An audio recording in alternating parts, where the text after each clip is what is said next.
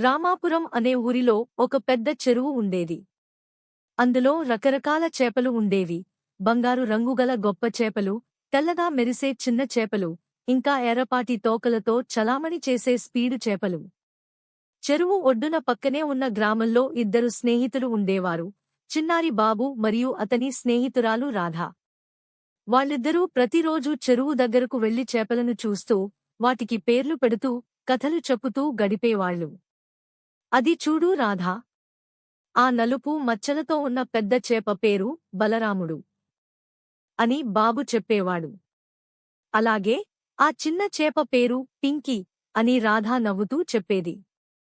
ఒకరోజు ఊర్లోకి కొత్తగా ఒక జాలరి బృందం వచ్చింది. వాళ్ళు చెరువులో చేపలు పట్టేందుకు వచ్చారు. పెద్దవాళ్లు వాళ్లకి అనుమతి ఇచ్చారు, ఎందుకంటే వాళ్లు ప్రతి వారం చేపలు పట్టి మార్కెట్లో అమ్మేవాళ్లు. అయితే బాబు, రాధ చాలా బాధపడ్డారు. మన పింకీని పట్టేస్తారా అని రాధ భయపడింది. బలరాముడిని కూడా తీసుకెళ్లిపోతారా అని బాబు బాధపడ్డాడు. ఒక రాత్రి రాధాకి ఒక అద్భుతమైన ఆలోచన వచ్చింది. వలల మధ్య మన చేపలను కాపాడేందుకు చేపలకు ఒక సీక్రెట్ ద్వారం తయారు చేద్దాం. వాటికి దానివల్ల త్వరగా తప్పించుకునే మార్గం చూపుదాం అని రాధ చెప్పింది. 2 రోజులో పిల్లలు పాత మట్టికుండలతో, గడ్డి తాటలతో నీటి క్రింద రహస్యదారిని నిర్మించారు. అది చాలా చిన్నగా ఉంటుంది, పెద్ద వలలు ఆ దారిలో పట్టలేవు. పైగా ఆ దారిలో చిన్నగా రాధా వేసిన రంగురంగుల బొమ్మలు ఉంటాయి, చేపలకు గుర్తుగా.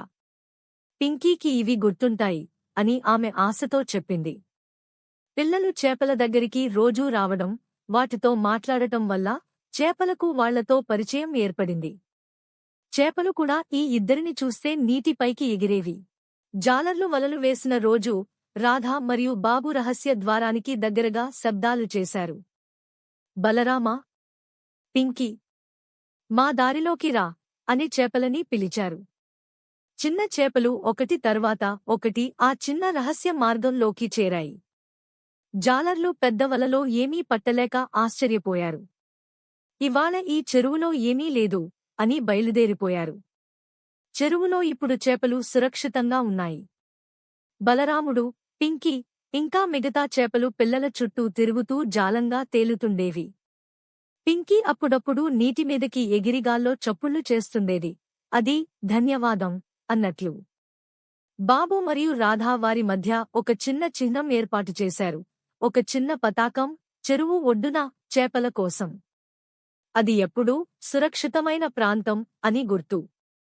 బాబు మరియు రాధా చూపించిన స్నేహం, తెలివితేటలు మరియు ప్రేమ వల్ల చేపలు సురక్షితంగా ఉన్నాయి. ఊరిలోని పెద్దవాళ్లు కూడా వాళ్లను అభినందించారు.